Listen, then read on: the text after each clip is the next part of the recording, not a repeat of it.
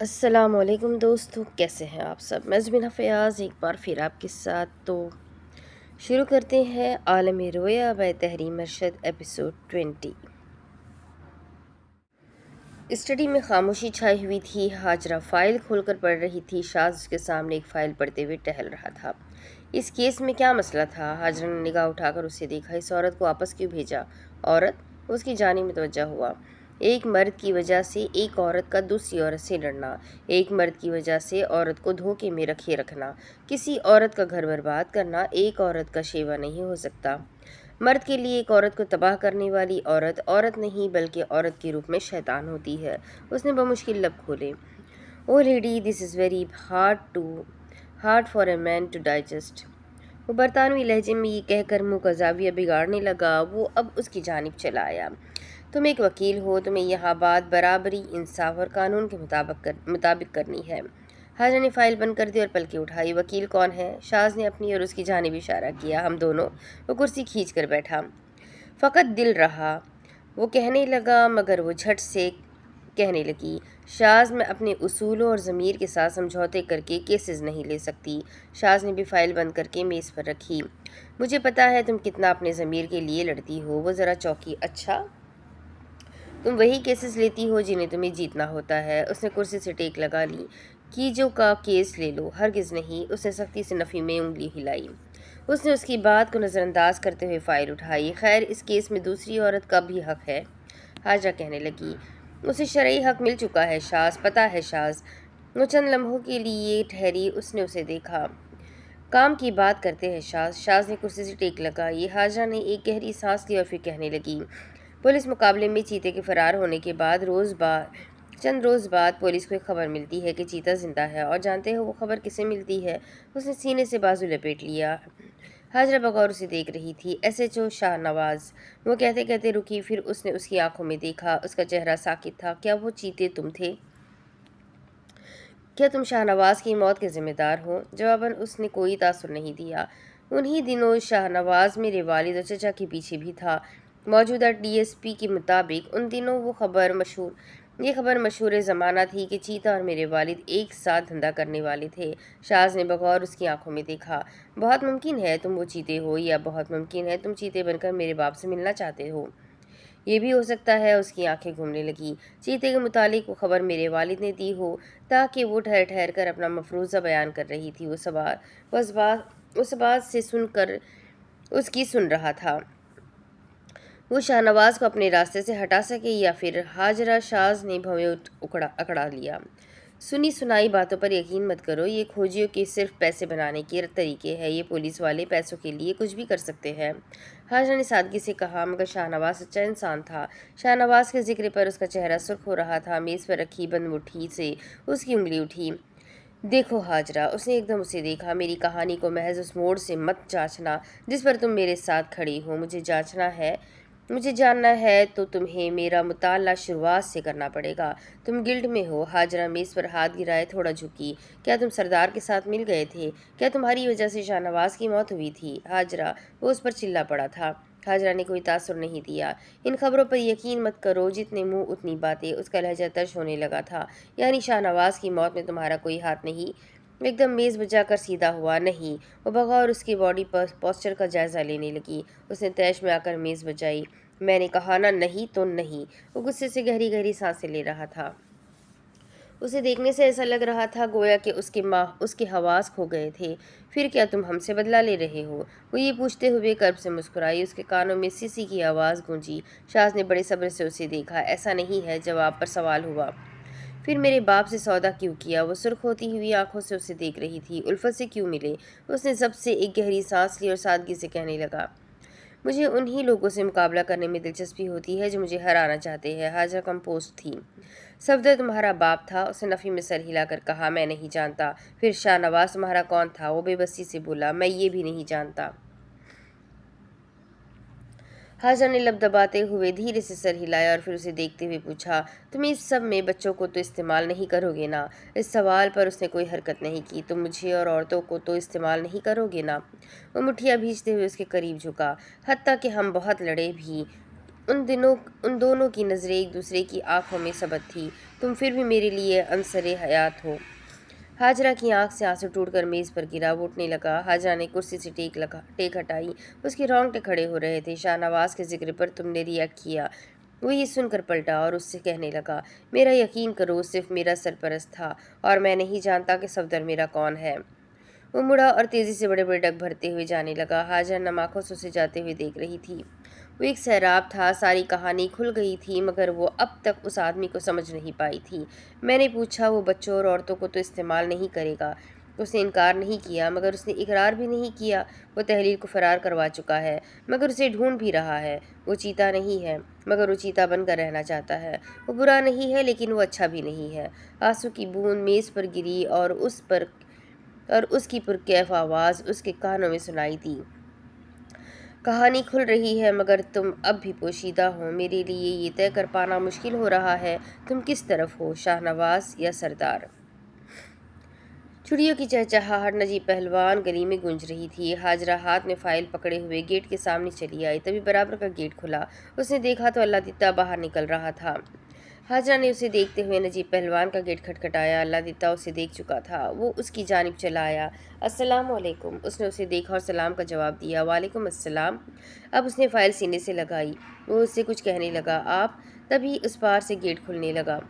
ان دونوں نے سامنے دیکھا۔ نجیب پہلوان انہیں گیٹ کھول کر دیکھتے ہوئے آگے باہر چلے آئے۔ اچھا ہوا تم آ گئی، وہ برہمی سے بولے تھے، تمہارے بھائی نے ہمارا جینا جیرن کر رکھا ہے۔ اللہ دتا فی الفور آگے آ گیا۔ پہلوان جی، یہ تو شکر ہے کوہ نور نے تمہیں فون کر دیا۔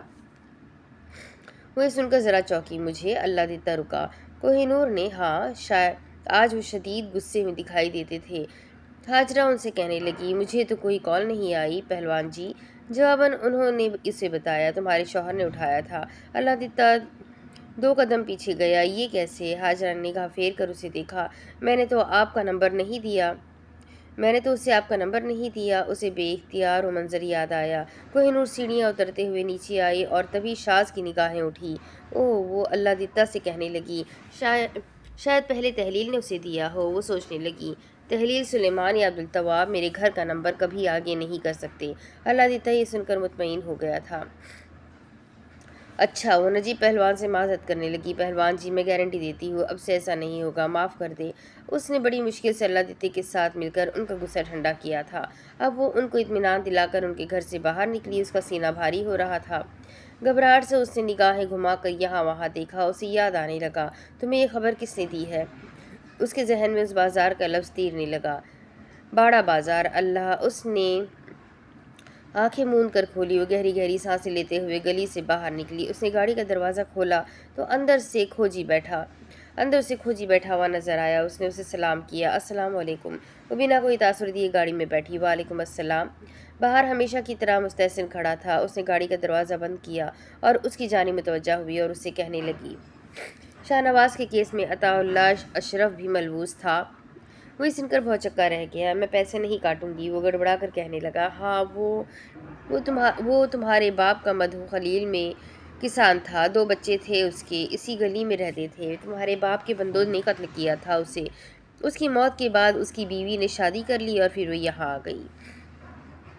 کوہ نور سیڑھیوں میں رکھے پودوں کی صفائی کر رہی تھی۔ سلیمان عقب میں کھڑا اسے دیکھ رہا تھا۔ اس نے زرد پڑتے ہوئے پتے کو نوچتے ہوئے کاٹا۔ سلیمان نے جھٹ سے پوچھا، اس کو کیوں کاٹا؟ اس نے مڑ کر اسے دیکھا اور اسے بتانے لگی، کیونکہ یہ مرجھا رہا ہے۔ پر یہ تھوڑا سا ہی مرجھایا ہے، اس نے سادگی سے کہا تھا۔ وہ اسے بتانے لگا، داجی کہتے ہیں اس کو توجہ دو گے تو یہ ٹھیک ہو جائے گا۔ اس نے وہ پتا اسے دکھایا۔ نہیں، کچھ لوگوں کے مقدر میں صرف گلنا اور سڑنا ہی لکھا ہوتا ہے اور انہیں جلد از جلد ہماری زندگیوں سے چلے جانا چاہیے۔ اس نے سیڑھیوں میں قدموں کی آواز سن کر کنکھیوں سے اسلم بٹ کو دیکھا۔ نہیں تو یہ سارے معاشرے کو سڑا دیں گے۔ سلیمان چند لمحے خاموش رہا، پھر اس نے اسے دیکھا۔ ویسے یہ تمہارا کام نہیں۔ اس نے کندھے اچکائے۔ ہاں، یہ ہے تو نہیں۔ اسلم اسے بغور دیکھ رہا تھا۔ اس نے اب شاور سے پتوں پر پانی چھڑکا، لیکن مجھے اچھا لگتا ہے کچھ چیزوں کو ان کی اوقات یاد دلانا۔ یہ کہتے ہوئے اس نے حقارت سے کٹے ہوئے زرد پتے کو دیکھا۔ وہ زینے اتر کر آیا۔ سلیمان نے اسے دیکھا تو فوراً سے اوپر جانے لگا۔ کوہ نور کی دھیرے سے نگاہ اٹھی تو اس نے پوچھا، جی باؤ، کچھ چاہیے؟ وہ سنجیدگی سے اسے دیکھ رہا تھا۔ صاف بات کروں گا تو مجھے تم بہت مشکوک لگتی ہو۔ وہ ناسمجھی سے ہنسی۔ اور وہ کیوں؟ وہ اٹھنے لگی۔ اس کی گرفت میں وہ زرد پتا تھا۔ ایسا کیوں؟ وہ تھوڑا آگے بڑھی اور پھر اس نے دائیں بائیں دیکھ کر سرگوشی کی۔ کیا آپ کو لگتا ہے مجھے بھی وہ پتا ہے جو آپ کو پتا ہے؟ اس کی آنکھیں ذرا پھیلی۔ وہ خود کو خوف سے کپکپاتے ہوئے چارپائی کے پیچھے چھپا ہوا دیکھ رہی تھی۔ اسے ایک مرد کی درد سے کراہنے کی آواز سنائی دے رہی تھی۔ وہ اپنی آنکھیں بند کیے منہ پر ہاتھ رکھ کر سانس روکے ہوئے بیٹھی تھی۔ اس کا دم گھٹ رہا تھا، چہرہ پسینے میں شرابور تھا۔ چند لمحوں میں اس مرد کی آواز آنا بند ہو گئی۔ اسے قدموں کی باہر کی جانب جاتی ہوئی آوازیں سنائی دی۔ وہ بمشکل اٹھنے لگی تو اس نے پولیس آفیسر کو باہر دوڑتے ہوئے دیکھا اور وہ فوراً چھپ گئی۔ کیا کر سکتی ہو تم؟ وہ بغور اسے دیکھتے ہوئے پوچھ رہا تھا۔ اس نے مسکرا کر اس پتے کو زمین پر پھینکا۔ اسلم کی نگاہ نیچے گئی۔ اس نے پیروں میں اسے مسلا۔ کوہ نور لب بھیجے اسے مسل رہی تھی۔ آنکھوں میں قہر آیا اور پھر اگلے ہی لمحے وہ نارمل ہو گئی۔ بس یہ۔ وہ سانس لینے کے لیے رکی۔ کچھ کر سکتی ہو تو اب تک کر دیتی۔ کیا کروں؟ پیٹ بھی تو بھرنا ہے نا، وہ دل میں سوچ رہی تھی۔ آپ سوچ بھی نہیں سکتے۔ آپ کا چین کا رابطہ چیتے کو کس نے دیا تھا؟ وہ صفائی کے لیے جھک کر بیٹھنے لگی۔ اسلم کی نگاہیں ہنوز اسی پر تھی۔ تم چاہتی تو کورٹ میں گواہی دے کر اپنے محلے دار کو بچا سکتی تھی۔ کوہ نور کے لبوں پر مسکراہٹ در آئی۔ اس نے گردن پھیر کر اسے دیکھا۔ بالکل نہیں۔ عبدالتواب نیچے سے اوپر آنے لگا۔ اس نے چونک کر اسے دیکھا۔ اسلم اسے دیکھتے ہوئے پیچھے ہاتھ باندھنے لگا۔ اس میں اس کی اور تحلیل کی بدنامی تھی اور اسے کوئی عقل سمجھ نہیں ہے۔ کوہ نور معصومیت سے ان دونوں کو دیکھ رہی تھی۔ اسلم کو وہ لڑکی کھٹک رہی تھی۔ وہ اپنے بیٹے کا اس کے لیے جذباتی ہونا دیکھ کر اسے دیکھنے لگا۔ معصومیت والا حربہ۔ مزید اس نے کچھ نہیں کہا اور وہ ہاتھ پیچھے باندھے اوپر جانے لگا۔ عبدالتواب نے اب کوہ نور کو دیکھا اور زینے چڑھ کر اس سے ایک سٹیپ پیچھے بیٹھا۔ اس نے سختی سے اس کا بازو گرفت میں دیا۔ ابو کی کوئی بات مت سننا۔ وہ پوری توجہ سے اس کی آنکھوں میں دیکھ رہی تھی۔ اور اگر وہ تمہیں کچھ کہے تو سیدھا میرے پاس آنا، سمجھی؟ اس نے پلکیں جھپک کر کہا۔ سمجھ گئی۔ اس نے اس کے بازو سے گرفت کمزور کرتے ہوئے اپنا ہاتھ ہٹایا۔ بہت معصوم ہو تم۔ دنیا کی بالکل بھی سمجھ نہیں ہے تمہیں، اس لیے بنا سوچے سمجھے کوئی غلط قدم مت اٹھانا۔ وہ بے تاثر چہرے سے اسے دیکھ رہی تھی۔ عبدالتواب غلط کہتا ہے کہ وہ لطف دینے کے لیے سب کو استعمال کر سکتا ہے۔ وہ صرف بد بننے کی کوشش کرتا ہے۔ وہ بس بھٹکا ہوا ہے۔ وہ بد نہیں ہے، نہ ہی وہ ہو سکتا ہے، کیونکہ وہ عبدالتواب ہے۔ بد تو میں ہوں۔ کدھر؟ اس نے چٹکیاں بجائی۔ وہ اسے دیکھتے ہوئے کہنے لگی، میں اتنی بھی معصوم نہیں ہوں جتنی لگتی ہوں۔ مجھے ڈر ہے کسی دن تمہیں اس بات کا احساس ہو جائے گا اور پھر تم بہت مایوس ہوگے۔ یہ سن کر اسے ہنسی آئی۔ جھلی، یہ کوئی فلم چل رہی ہے؟ وہ اٹھ کھڑا ہوا۔ اس نے میکانکی انداز میں گردن اٹھا کر اسے دیکھا۔ میں مایوس ہوں گا؟ اسے خوب ہنسی آ رہی تھی۔ کہہ تو ایسے رہی ہو جیسے یہ سب جو ہو رہا ہے اس میں تمہارا ہاتھ ہے۔ وہ کہتے ہوئے پلٹنے لگا۔ جھلی، تم بھی ایک وکٹم ہو۔ وہ ندامت سے سر جھکاتے بے اختیار بولی، تابے۔ اس کی آواز لرزنے لگی تھی۔ وہ رکا۔ اس نے پلٹ کر اسے دیکھا۔ وہ کچھ کہنے لگی مگر اس نے لب دبا لیے۔ اس کے چہرے پر اضطراب کی کیفیت کو محسوس کرتے ہوئے جھکا۔ کیا ہوا؟ اس نے اسے بتانے کی کوشش کی مگر اس کی کوشش بے سود رہی۔ اس کے کانوں میں ماضی سے کسی آدمی کی چیخیں سنائی دینے لگیں۔ کوہ نور، اس نے اس کے چہرے کے آگے ہاتھ ہلایا۔ اس نے پلکیں اٹھا کر اسے دیکھا۔ ہاں، کیا؟ عبدالتواب نے بھویں اچکایا۔ کیا کہہ رہی ہو؟ وہ سادگی سے بولی، میں بھی ایک وکٹم ہوں۔ وہ مسکرایا۔ اس نے اس کے سر پر ہلکے سے ہاتھ مارا۔ Masuma be be. اور وہ بے تاثرانہ انداز میں اسے دیکھتی رہ گئی۔ دوسری طرف وہ شاہ نواز کو تمہارے باپ کے لیے چٹھوں کی ساری رپورٹ دینے والا تھا۔ باپ کے کالے چٹھوں کی ساری رپورٹ دینے والا تھا۔ اس نے فائل اس کی جانب بڑھائی۔ اس میں تفصیل سے معلومات ہے۔ اس نے اس سے وہ فائل لی۔ چند لمحے وہ خاموش رہی۔ کھوجی نے گہری سانس لی اور اسے بتانے لگا۔ اور صفدر بٹ کو جو کانسٹیبل عدالت لے کر جاتا تھا وہ شاہ میر تھا۔ وہ سر جھکائے کمپوز بیٹھی تھی۔ دونوں ہی بہت نیک انسان تھے۔ ہاں، اس نے اتفاق کیا۔ صفدر کی بیوی کا کچھ پتہ چلا؟ خواجہ نے پلکیں اٹھا کر اسے دیکھا تھا۔ شادی کر لی اس نے۔ صفدر کو جس روز پھانسی ہوئی تھی اسی روز اس کے یہاں بیٹے کی ولادت ہوئی تھی۔ صحیح۔ وہ مزید کچھ کہہ نہیں سکی۔ وہ کھوجی متجسس ہوا۔ اس خبر کے میں تم سے کوئی پیسے نہیں لوں گا، کیونکہ کسی کو بھی اتنی پرانی بات یاد نہیں تھی۔ میرے ٹوہ لگانے پر ایک سابق پولیس آفیسر کو کچھ باتیں یاد آئی تو اس نے بتا دی۔ بس کا کرایہ لگا کر اس کی رہائش گاہ پر لاہور جانا پڑا۔ اس کے پیسے دے دو۔ اب بکثرت کام کروانے والی گاہک ہو تو کچھ تو رعایت کرنی چاہیے۔ حاجرہ نے دھیرے سے فائل کھولی۔ میرے پاس تمہیں دینے کوئی پھوٹی کوڑی نہیں ہے، وہ کھوجی چوکا۔ وہ اس سے کہنے لگی، میرے حالات تم سے کچھ چھپے نہیں، ان دنوں بہت ہاتھ روک کر خرچ کر رہی ہوں، اس لیے اس وقت کثرت کام کرنے والی گاہک کو مکمل طور پر رعایت دے دو۔ وہ غیظ و غضب میں آ گیا۔ دیکھو تم، اس نے فائل بند کی۔ مجھ سے بدتمیزی کرنے سے پہلے یاد رکھنا۔ وہ رکا۔ تمہارے ڈیفنس میں نے تمہاری بیوی کے تم پر لگائے الزامات کو بے بنیاد ثابت کیا تھا۔ اس کا بھاؤ اٹھا۔ بے شک تمہاری بیوی کا معشوقہ تمہارے بھائی سے چل رہا تھا، مگر تم بھی اسے دھوکہ دینے کے لیے اکثر ہیرا منڈی جایا کرتے تھے، بلکہ جاتے ہو تو تم دونوں کی صلح کروانے کا مقصد تم دونوں کے بچے تھے۔ اور میں تمہیں ایک بات بتا دوں، وہ ترش روئی سے بولی، میں اگر کورٹ میں تمہیں زانی ثابت کر دوں تو تمہارے ہاتھ سے تمہارے بچے بیوی اور گھر بلکہ سب چلا جائے گا۔ اس نے ضبط سے لب بھیج لیے۔ وہ سانس لینے کے لیے رکی۔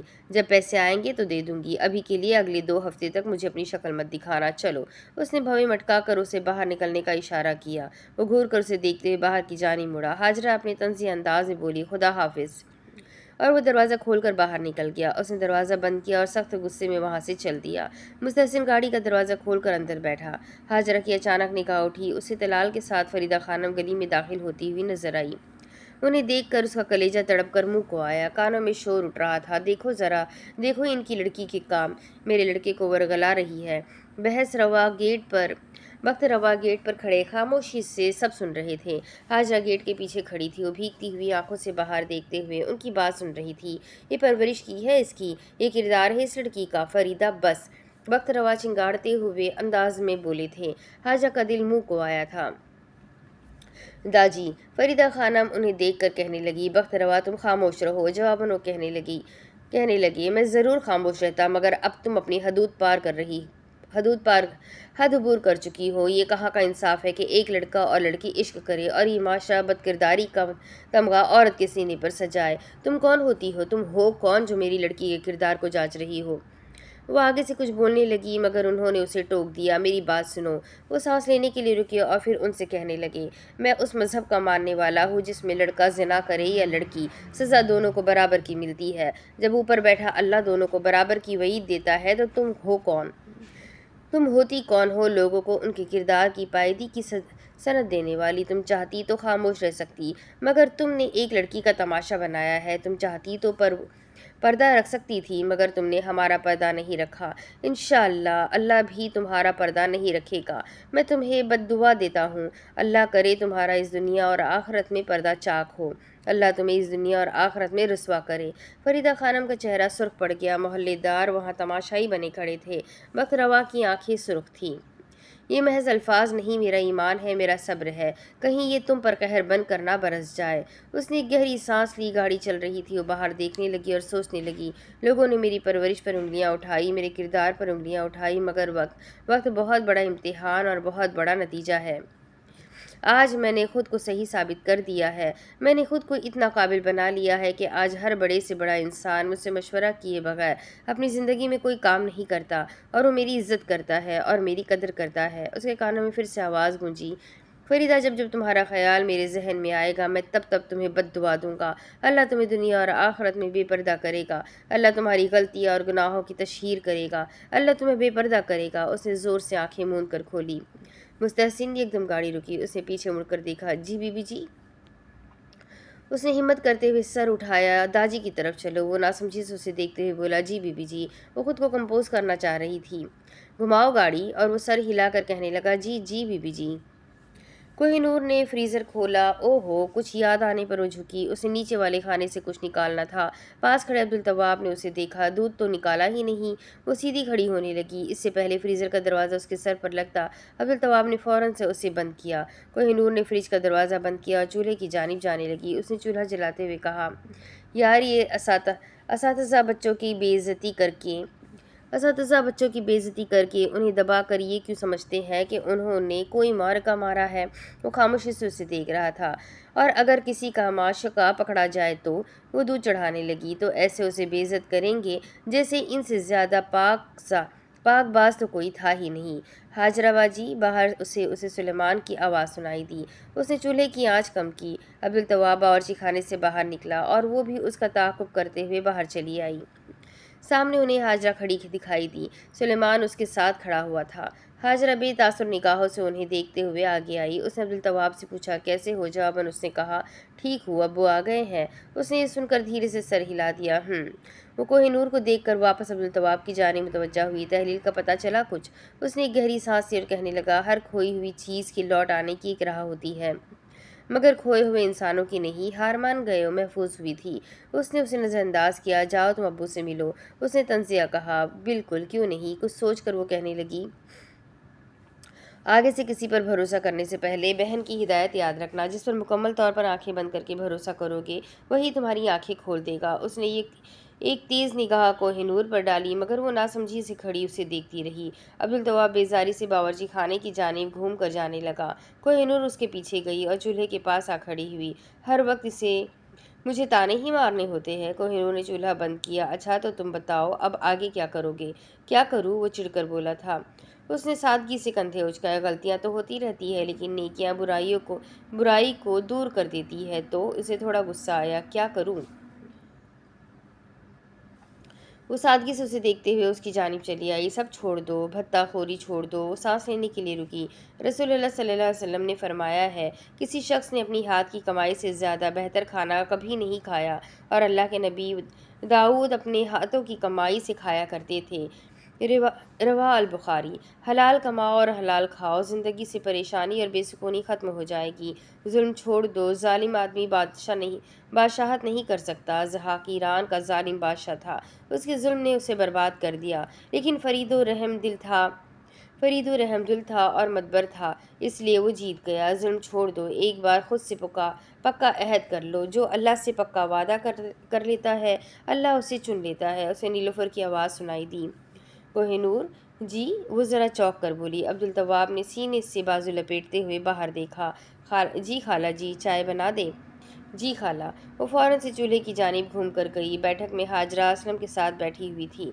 सामने सोफे पर इस्लाम और बख्त रवा बैठे थे। सिंगल सोफे पर सुलेमान बैठा खामोशी से उन्हें देख रहा था। असलम ने हाजरा से पूछा, तुम्हारा शौहर क्यों नहीं आया? मसरूफ़ है, उसने सादगी से बताया। मैंने सुना है कि वो सरदार का रिश्तेदार है। हाजरा ने इस बात में सर हिलाया। जी। अगले ही लम्हे वो बोला, क्या तुम अपने शौहर से एक शख्स की मालूमात करवा सकती हो? उसने निगाह उठाकर उन्हें देखा। उल्फत? अब्बू, वो सरदार से कम ही मिलते हैं, उसने भवें उठाया। फिर मैं उससे बात कर लेता हूँ, क्योंकि मैंने मिलना तो है उससे। वो बेधड़क बोली, अब्बू मैं नहीं चाहती कि आप उनसे मिलें। इस्लाम ज़रा चौंका। बेटी, उसने उसे देखा। चचा कुछ मत कहिएगा। वो सख्ती से सबको देखकर कहने लगी, खुदा के लिए इस सब में मेरे शौहर को दूर रखे। मेरा शौहर एक शरीफ इंसान है, अल्लाह अल्लाह करके मेरा घर बसा है, इसलिए मेरी जान बख्श दे। जा रही हूँ मैं। बेटी, असलम ने उसे बुलाया, मगर वो पर्स उठाकर बैठक से बाहर निकल गई।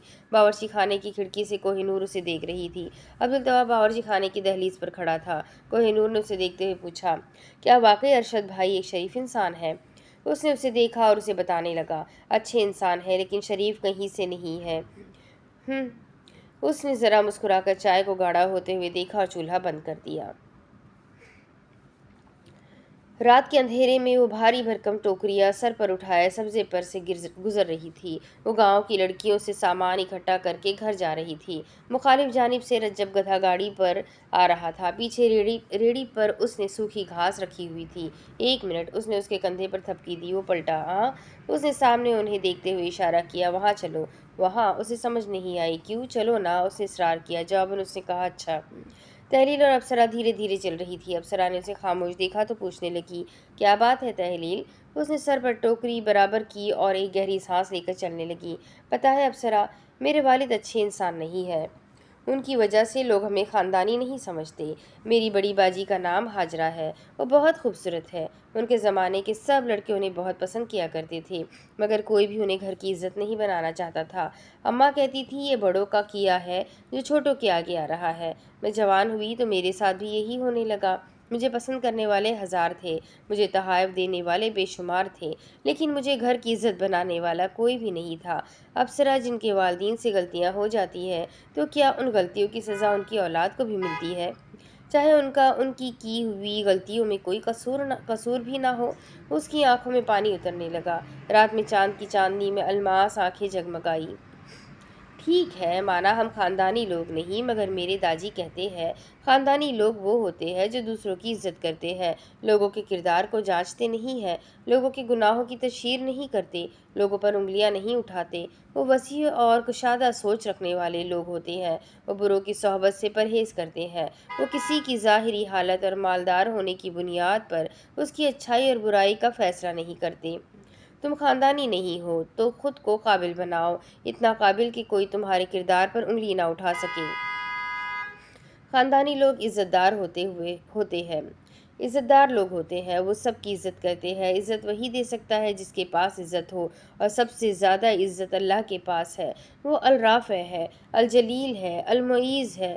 اللہ سے عزت مانگو، اللہ تمہیں عزت دیں گے۔ دوسرے لوگوں کے پیچھے مت بھاگو، کیونکہ وہ خود عزت کے محتاج ہے۔ وہ سانس لینے کے لیے رکی اور اسے کہنے لگی، میں چاہتی ہوں جو میں برداشت کر رہی ہوں وہ میں اور میرا کل، خصوصاً کل میری اولاد برداشت نہ کرے۔ مگر اس سب کے بعد عقب سے اسے ان کی جانب گدھا گاڑی آتی ہوئی دکھائی دی۔ وہ پلٹی، گدھے کے گلے میں لٹکی ہوئی گھنٹی مسلسل ہل رہی تھی۔ افسرہ نے کونکھیوں سے دیکھا۔ رجب ان سے کہنے لگا، لاؤ یہ سامان مجھے دو۔ وہ گاڑی سے نیچے اترا۔ افسرہ نے اسے دیکھا تو پوچھا، تم؟ وہ ان کی جانب چلا آیا۔ ہاں، یہاں سے گزر رہا تھا، سوچا تم لوگوں کی کچھ مدد کر دوں۔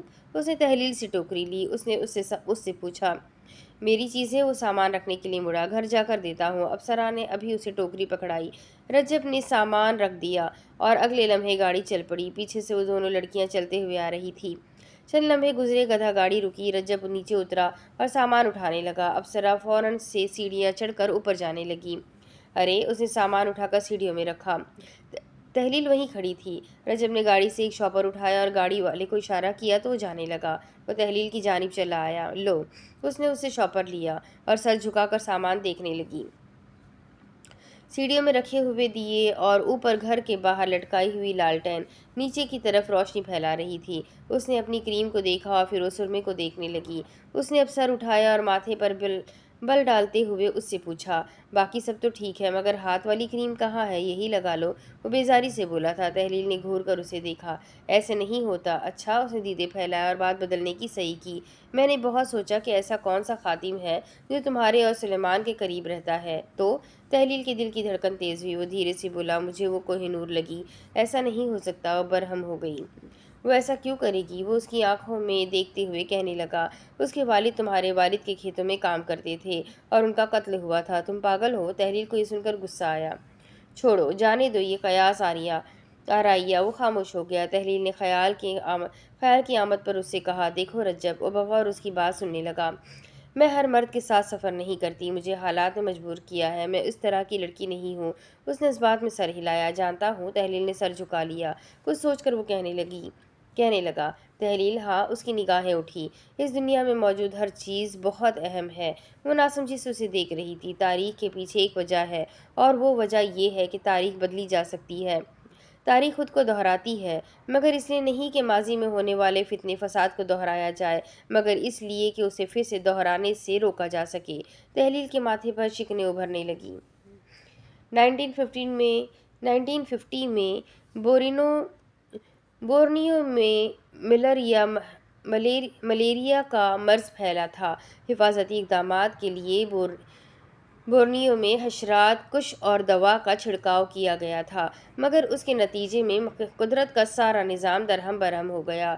بورنیو میں گھروں کی چھتوں کے نیچے ایک کیڑا پیدا ہوتا ہے جسے چھوٹی چھپکلی کھاتی ہے، کیونکہ وہ لکڑی کھاتا ہے، اور اس چھپکلی کو بلیاں کھاتی ہے۔ اس زہریلی دوا کی وجہ سے چھپکلیاں اور بلیاں دونوں مرنے لگ گئیں۔ چھپکلیوں کے مرنے کے سبب وہ چھوٹا کیڑا لوگوں کی گھروں کی چھتوں کو کمزور کرنے لگا، اور بلیوں کے مرنے کی وجہ سے چوہے عام ہو گئے، اور اس کے نتیجے میں لوگ سڑکوں پر آ گئے، اور چوہوں کی وجہ سے طاعون کی بیماری پھیل گئی۔ دیکھو اس دنیا میں ان چھوٹے چھوٹے جانوروں کی کتنی اہمیت ہے، تو تم تو اشرف المخلوقات ہو، اور اس سے بھی بڑی بات ایک لڑکی، جس جنس سے تعلق رکھنے والی، جسے ہر روپ میں عزت سے نوازا گیا ہے۔ گھبرانا مت، سب ٹھیک ہو جائے گا، ٹھیک ہے؟ وہ ذرا مسکرایا اور تحلیل بھی مسکرا پڑی۔ ٹھیک ہے۔ ٹپ ٹپ بارش کی بوندیں گاڑی پر گر رہی تھی۔ چلتی گاڑی میں وہ پنے پلٹ کر صفحے سے پڑھنے لگی۔ 4 روز بعد شاہنواز کے گھر والے گھر میں آگ لگنے سے ہلاک ہو گئے۔ اسے آگ سے کھیلتا ہوا شاز دکھائی دیا۔ شاز: مجھے آگ سے ڈر نہیں لگتا۔ وہ تیزی سے صفحے پلٹتی جا رہی تھی اور رپورٹ کا جائزہ لیتی جا رہی تھی۔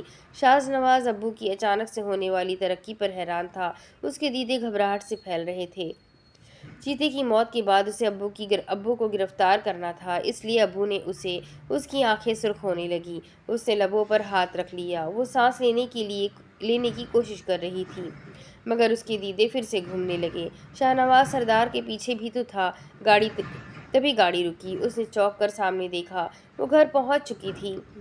اس نے ہمت کرتے ہوئے گاڑی کا دروازہ کھولا۔ بارش تھمنے لگی تھی۔ وہ گہری گہری سانسیں لیتے ہوئے باہر نکلی۔ اس نے خود کو کمپوز کرنے کی کوشش کی، مگر کوشش بے سود رہی۔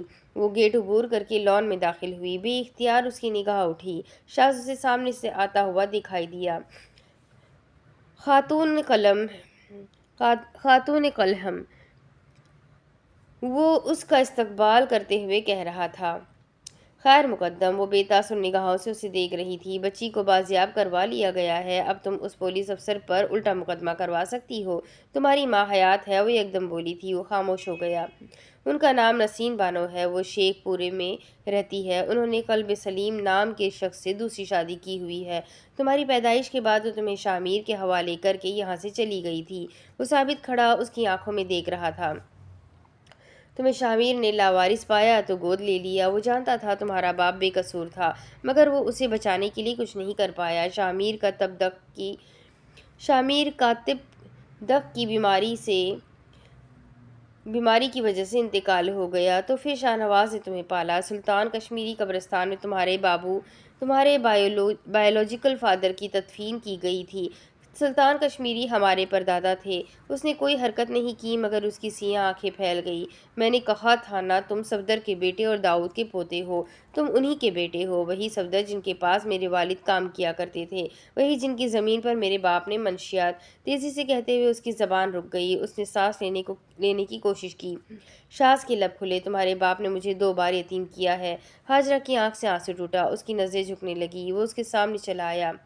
میں تم سے کہتا تھا، سچ کو مت جانو۔ وہ جانتا تھا جس دن اس پر یہ راز آشکار ہو گیا تو پھر وہ دونوں کبھی بھی ایک ساتھ نارمل زندگی نہیں گزار پائیں گے۔ سچ کہوں، انگلستان میں جب بھی تمہیں دور سے دیکھتا تھا تو بہت مرتبہ سوچتا تھا کہ شاہنواز کا بدلہ لینے کا ارادہ ترک کر دوں۔ ہاجرہ کی نگاہیں اٹھیں، آنکھوں سے آنسو روا تھے۔ وہ کون سا میرا سگا بھائی تھا؟ اس نے لب دبا لیے۔ اس نے مضبوطی سے اس کے شانے اپنی گرفت میں لے کر دھیرے سے جھنجھوڑے۔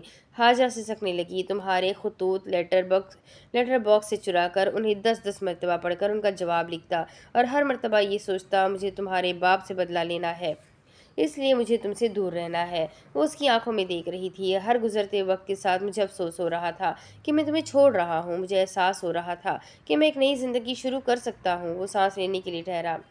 میں اسلم سے بدلہ لینا چاہتا ہوں، مگر میرے پاس انتقام کی کوئی ٹھوس وجہ نہیں تھی، پر تمہارا شکریہ۔ اس نے اس کے شانوں سے ہاتھ ہٹا لیے۔ کیونکہ تم نے مجھے اسلم کو برباد کرنے کی ٹھوس وجہ دے دی ہے۔ اسلم پر میرے باپ کا خون ہے، اسلم پر صلہ رحمی کا خون ہے۔ میں خود بھی برا انسان ہوں، لیکن تمہارے باپ سے زیادہ برا نہیں ہوں۔ ہاجرہ نے آنسو ضبط کرنے کے لیے ایک گہری سانس لی۔ میں نے سب کو استعمال کیا ہے، تمہارے گھر کے بچوں کو، نوکروں کو، یہاں تک تمہیں بھی۔ ہاجرہ کی آنکھوں سے 2 آنسو ٹوٹ کر گرے۔ ہاں، تمہیں بھی، اس امید سے کہ تم سب جانتے بوجھتے میرے ساتھ ایک نئی زندگی شروع کرو گی، بالکل عالم رویا کی طرح۔ اختتام پر مجھ سے محبت کرنے لگو گی۔ میں نے اتنے سال تمہارا انتظار کیا، یہ جانتے ہوئے کہ تم ایک کامیاب اور خود مختار عورت بننے کے باوجود واپس ملک آؤ گی، ایسے جیسے تم میرے لیے ہی آؤ گی، میری تمام خامیاں جاننے کے بعد بھی مجھے اپناؤ گی۔ وہ سبکیاں لینے لگی، اس کی گردن کی رگیں پھولنے لگی۔ اتنے سال سے تمہیں یاد کرتا رہا، ایسے جیسے کہ ایک دن تم میری ہو جاؤ گی، ایسے جیسے کہ ہمارے درمیان کی عداوت کو تم نظر انداز کر دو گی۔ میں نے تم سے شادی بھی کر لی، اس آس میں کہ ایک دن میں سب چھوڑ دوں گا۔ اتنے سال میں اسلم سے بدلہ لینے کے لیے خود کو تیار کرتا رہا، بیک وقت تمہارا انتظار کرتے ہوئے، ایسے جیسے میری ساری دعائیں پوری ہو جائے گی۔ میں نے تمہیں استعمال کیا، یہ جانتے کہ ایک دن تم سب جان جاؤ گی اور مجھے معاف کر دو گی، ایسے جیسے تم بھی مجھ سے محبت کرنے لگو گی۔ اس کا دم گھٹ رہا تھا۔ اس نے سانس لینے کے لیے تھوڑا منہ کھولا۔ میں نے تمہاری بہن کے ساتھ غلط کیا ہے اور ابھی بھی غلط کر رہا ہوں۔ میں نے تمہارے گھر کے ہر فرد کو استعمال کیا ہے، تمہارے معصوم بھائی کو اپنے ساتھ لگایا ہوا ہے، اس چھوٹی لڑکی کو ہی نور کو ورگلایا ہے۔ میں نے بہت غلط کیا ہے، میں جانتا ہوں، اور مجھے اس کی سزا ملے گی۔ میں اپنا بدلہ لے کر سرنڈر کر دوں گا۔ میرے پاس وقت نہیں ہے۔ اس کے لبوں سے آواز نکلی، ہاں اسلم جیسا بھی ہے تمہارا باپ ہے، میں تمہیں کبھی اس کے خلاف استعمال نہیں کروں گا۔ میں جانتا ہوں اب تمہارا میرے ساتھ رہنا بہت مشکل ہوگا۔ تم یہاں سے کہیں مت جانا، یہ گھر تمہارا ہے۔ وقت آنے پر میں تمہیں طلاق دے دوں گا۔ میں تمہیں روتے ہوئے نہیں دیکھ سکتا۔ اس کا لہجہ کمپوز تھا۔ مگر آج تمہیں رو لینا چاہیے، اب تمہیں رونے کی عادت ڈال لینی چاہیے، کیونکہ میں خود بھی نہیں جانتا کہ میں کب تک یہاں ہوں۔ تم جاننا چاہو گی میں سردار کے ساتھ کیوں ہوں، ہے نا؟ مگر وہ صرف سسک کر رو رہی تھی۔ نوجوان شاز کو زمین پر گرے ہوئے دیکھ رہا تھا۔ عبدالرفیق اس کے سامنے بیٹھا، وہ سکتے کی کیفیت میں تھا۔ تمہیں بدلہ لینا ہے؟ اس کے حواس باختہ ہو گئے تھے۔ اس نے دھیرے سے سر اٹھا کر شفاف نگاہوں سے اسے دیکھا۔ ہاں، میکانک کے انداز میں گردن ہلی۔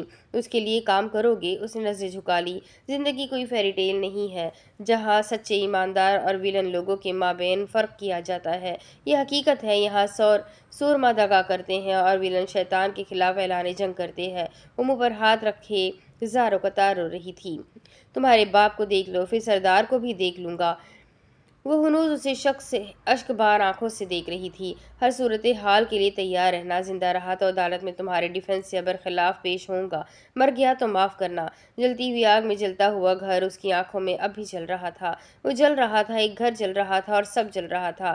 ان دونوں کے درمیان ایک آگ لگی ہوئی تھی اور اس آگ میں وہ دونوں جل رہے تھے۔ وہ چند قدم پیچھے گیا، اس نے جیب سے حاجرہ کی پن نکال کر اسے دکھائی۔ وہ منجمد تھی، گویا کہ وہ بت تھی، آنسوؤں کا بت، وہ بت جس کا دل گریہ کر رہا تھا۔ اس نے سادگی سے اسے بتایا، sorry, I was bleeding too. وہ روتے ہوئے جھک گئی، بہت تاخیر کر دی تم نے آنے میں خود کو برباد کر چکا ہوں، آئی ہیو مائی ریزن۔ وہ درد سے پھٹتے ہوئے دل سے پلٹ کر جانے لگا۔ میں کل یہاں سے چلا جاؤں گا۔ اس نے کنکھیوں سے اسے دیکھا، بس آج کی ہی رات یہاں ہوں۔ وہ ٹوٹ کر سبزے پر گر کر بیٹھی، آنسوؤں سے اس نے ہچکیاں لی۔ وہ تیزی سے بڑے بڑے ڈگ بھر کر جانے لگا۔ وہ سر جھکائے سبزے پر ہاتھ مارتے آہذاری کرنے لگی۔ وہ خود کو کوٹ سے باہر نکلتے ہوئے دیکھ رہی تھی۔ وہ تیزی سے گھر میں داخل ہو رہا تھا اور ساتھ ساتھ گنگنا رہا تھا، Without love, where would you be right now? Without love, oh, where would you be now? Police والے اسے لے کر آ رہے تھے، اس کی بیل کروانے آئی تھی۔ شاز اس کی آنکھوں میں دیکھتے ہوئے پوچھنے لگا، پکی بات ہے شادی کرو گی؟ پولیس والوں نے اسے جھنجھوڑ کر پکڑا۔ اس نے دوبارہ سے اس سے پوچھا، کرو گی نا؟ وہ گھورتے ہوئے اسے دیکھ رہی تھی۔ وہ کہنے لگا، کسی کے باپ میں اتنی ہمت نہیں ہے جو مجھے گرفتار کر سکے۔ وہ بنا کچھ کہے آگے بڑھ گئی۔ یہ معاہدہ ہوا ہے، معاہدہ بیرسٹر صاحبہ، معاہدہ۔ وہ خاموشی سے چلتی رہی، اس کی آوازیں اسے پیچھے سے سنائی دے رہی تھی، آپ نے مجھے ہر حال میں قبول کیا ہے۔ وہ گہری گہری سانسیں لیتے ہوئے زمین سے چہرہ لگانے لگی، معاہدہ ہوا ہے۔ اس کے کانوں میں اس کی آوازیں مدھم پڑنے لگی، اس کی آنکھیں بند ہو رہی تھی، وجود میں خنکی محسوس ہو رہی تھی اور ہمت جواب دے چکی تھی۔ اب اس کے آگے کی کہانی میں آپ کو اگلے ویڈیو میں سناتی ہوں کہ آگے کیا ہوگا۔ یہ جاننے کے لیے میرے ساتھ بنے رہیں، ویڈیو کو لاسٹ تک دیکھا کریں، ویڈیو کو لائک کریں، چینل کو سبسکرائب کریں، بیل آئیکن کو ضرور دبائیں۔ ناول کیسا لگ رہا ہے کمنٹ کر کے ضرور بتائیں، ساتھ ہی اپنے کانٹیکٹس میں اس ناول کو شیئر ضرور کریں۔ تو ملتے ہیں اگلے ویڈیو میں، تب تک کے لیے اپنا خوب سارا خیال رکھیں، مجھے بھی دعا میں یاد رکھیں۔ اللہ حافظ۔